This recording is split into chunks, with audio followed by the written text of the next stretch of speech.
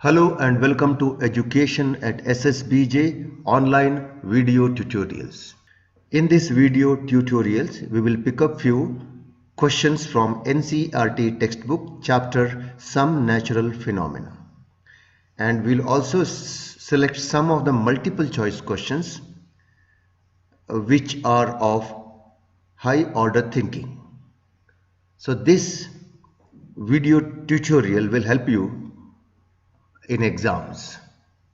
To start with, question number 1. Which of the following cannot be, look at this word, cannot be charged easily by friction?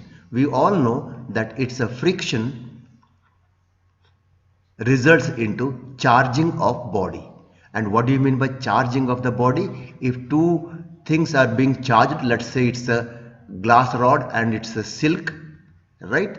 And if they are rubbed over each other, you will find few charges will flow from one particle to one material to another material. So in this case, this becomes a positively charged and this becomes a negatively charged. Please recall the videos of this chapter which are already uploaded, that why this becomes a negative charge and why this becomes a positive charge, right? So now let us not discuss that why this becomes a negative charge. In short, we can say that the electrons which will be moving from glass rod to a silk, where the number of electrons will be more here, and so each electron will be having a charge of negative, so that's why this is a negative charge. This is all what we have already discussed in the previous video tutorials. Now, which of the following cannot be charged easily by the friction? Now in this question there are 4 options given: plastic, copper rod, inflated balloon and woolen. I'll straightway come to the answer that it's the copper rod. And why copper rod? Okay, if you understand why copper rod cannot be charged, you will understand why this can be charged, rest of the 3. So copper rod is a good conductor of electricity. Charge flow, it's a metal, right? It's a metal. So I'll write here it's a copper, and copper is a metal, and metal allows the electrons or charges to flow from one end to another end. It will not stay there. Whereas a plastic scale, if you can consider this as a plastic scale. So this plastic scale, if you rub here, the charges will stay here, either positive or negative. They don't flow from one end to another end unless you touch this with your finger. Therefore, this can be charged, and inflated balloon can be charged, a woolen can be charged, and therefore the answer should be a copper rod, because it's a good conductor of electricity. We'll go for the next question. Hope you have understood that.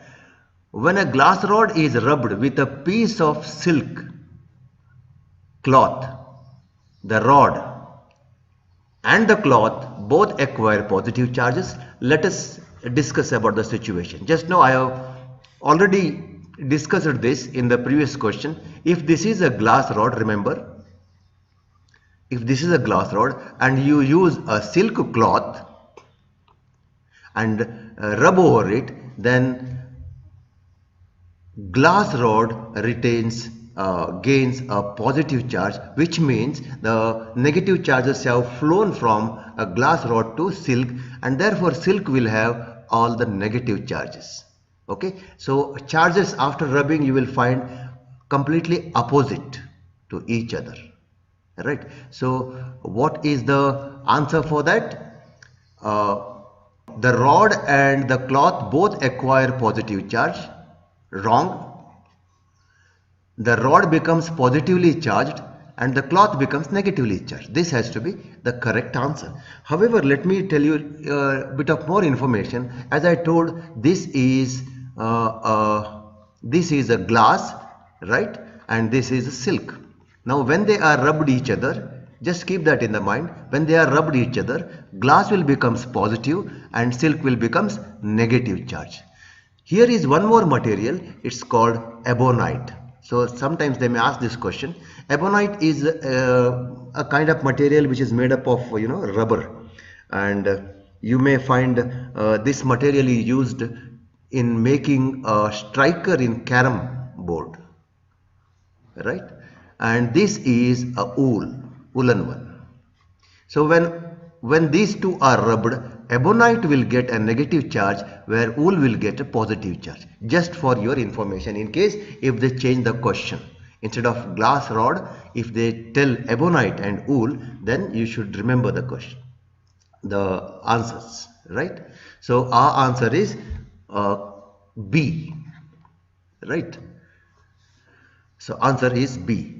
So glass rod as well becomes a positively charged, while the cloth becomes a negatively charged. We'll go for next NCERT questions. Write true against T against true and F against false in the following statements. Like charges attract each other. So we know the properties of charges. If they are like charges, they repel, and unlike charges, like charges repel and unlike charges attract. So the first one is wrong. A charged glass rod attracts a charged plastic straw. Now there are two kinds of material. Here it's a glass rod and a plastic straw. Since the materials are different, when they are rubbed they get a different charge. So they are unlike charges. Okay, if there is a glass rod and a glass rod here, then they would have repelled. Now it is a different material, therefore this will be positive, this will be negative, they both attract. So this is true, this is false.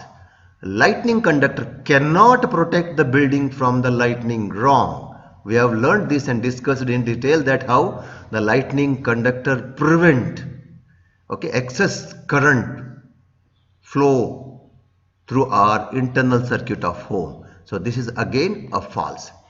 Earthquakes can be predicted in advance. No, it is again a false. We cannot predict earthquake in advance. Alright, we'll go ahead with the next question. These are the answers of the question. Question number 4. Sometimes crackling sound is heard. Crackling sound, right? While taking off sweater, right? A sweater will be woolen, right?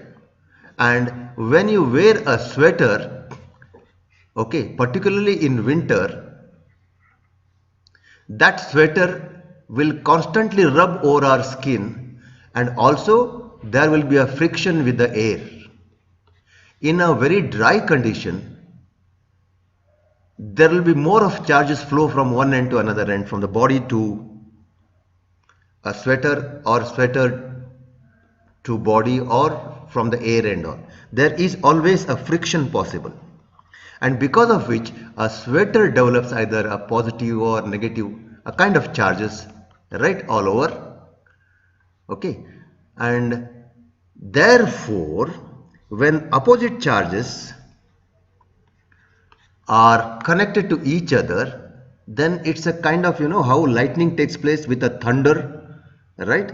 It's a small scale thunder, and that's why it's a crackling sound. Like we have seen a positive terminal of a battery and the negative terminal of the battery is directly connected, you get a spark. It's a bit bigger, but whereas here you get that energy in the form of sound. And therefore the answer can be the electric discharge deposits on sweater due to the friction. So this to be underlined, between body and sweater, at the time of electric discharge some energy is released, that will be in the form of crackling sound. So this is the answer. Question number 5. Explain why a charged body loses its charge if we touch with our hand. Okay, now let us take again a glass rod and use what kind of cloth? A silk cloth. After rubbing, after the friction, you find that glass rod is positively charged and silk is negatively charged. And why this has happened? Most of the negative charges have come and deposited on the silk, so this has lost negative charge. Okay, negative charge, and here silk has gained a negative charge. Right? Now, after friction you will find both are charged. This is negatively charged and this is positively charged. Now suppose if you touch here, okay, so if your finger touches here,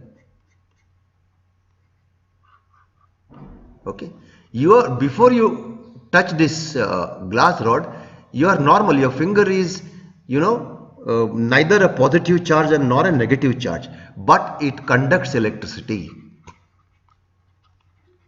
A body conducts electricity, and where it conducts electricity, we are standing on the floor, so straightway it goes to the earth.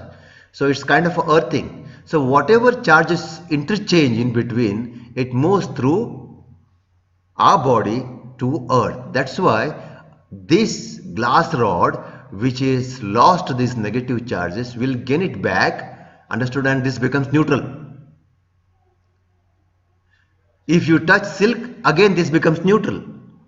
So always material gets back to its original status, that is neutral status, when you touch it, when it is touched by some good conductor, right? So the charge will flow from one end to another end, right? This is the answer. So what should you write for the answer? When we touch a charged body, it loses its charge due to the process of earthing.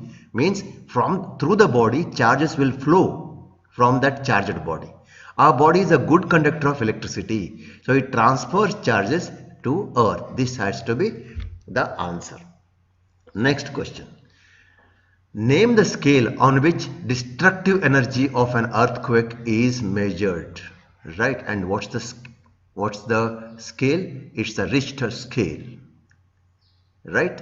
And the earthquake measures 3 on this scale. Would it be recorded by seismograph? Seismograph is a device to measure the earthquake. Is it likened to cause more damage? So the answer has to be, the picture which is shown is a kind of graph which will be shown by the seismograph in case of earthquake. Right? The scale used to measure earthquake is a Richter scale, and it would be recorded by the device called seismograph, and magnitude of 3 will not cause any damage. If it is more than 6, 7 or 8, that may cause damage. Next, question number 7. Suggest 3 measures to protect ourselves from lightning. We all have studied. Okay, first of all, we should not go outside. Open place is not safe, and even when you are inside, you should not touch the live wires such as telephone cables and electric wires, because a lightning is a current, it can flow through all these metal. So outside is not at all advised, and even inside you have to be very safe, not touching to any of the metal materials. We should not travel in metal device, that is either a motorbike or a tractor, because there is a possibility of electricity flow through this metal device. Elevated place on the hills and over the tree, we should not be there, because it is more of chance that where electricity can first strike on the elevated place. Using umbrella again is not a good idea, because this is a metal where if you are at elevated place, then that metal can attract electricity, that is charge which can flow through and to your body. Therefore it is not advised not to stand near the electric poles or any metals, and in case if you are caught in the lightning, you have to just go for a squat position and protect your head. Right? So you have to write in your own way. For just short answers, let me give you this. Try to remain indoors. Do not carry umbrella during lightning. Okay, not during rain. If you are in open, do not take shelter under a tree or any tall structure. So this is in short. You can modify your answers. Next, question number 8. explain why a charged balloon is repelled by another charged balloon. Here both the cases it is balloon only, so material is same, right? This is also charged and this is also charged. The question is why they repel. So why they repel? They develop alike charges. Okay, so they develop like charges, therefore like charges repel. But whereas an uncharged balloon is attracted by other charged balloon. Uncharged balloon is neutral. So suppose if it is an uncharged balloon, it's a neutral balloon. Now if you bring this charged balloon to the neutral balloon, then there is, attraction.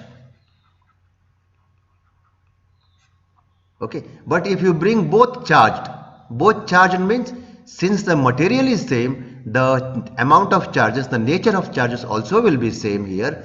If it is positive, this also will be positive, right? And then they repel. But in case of this, if this is positive or a negative, then rest of the other negative or opposite charges will come close to this.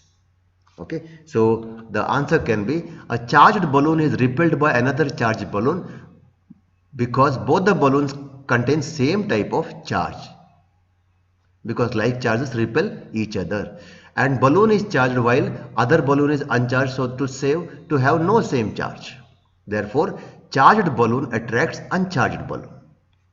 Okay, please go through this answer again. Next question from NCERT textbook. Describe with the help of diagram an instrument which can be used to detect the charged body, right? So what kind of charge a particular, either a glass rod or a silk cloth have?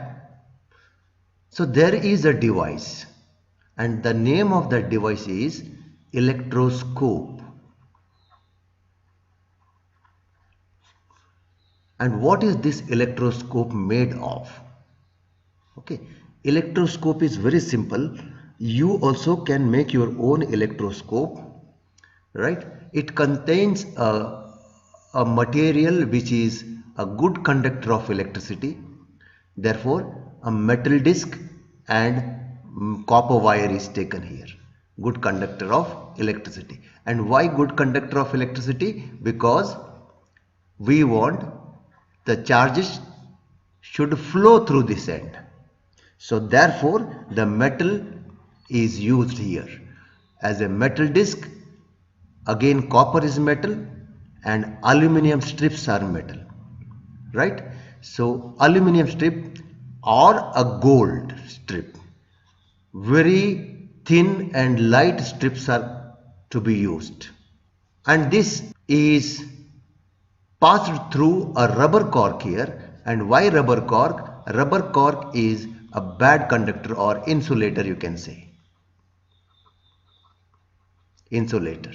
And why insulator? Because the charge which are moving shouldn't move in other direction. They should go through this conductor only to the metal disc. And that should be placed within again insulator. You can use either a glass or a plastic as a container. Alright, this is the structure of electroscope. And where is this electroscope used? It is used to detect the charges. Alright, but how is it used to detect the charges? That we shall discuss in detail in the next video tutorial. Please remember all the questions because that will help you in your future examinations. Thank you very much.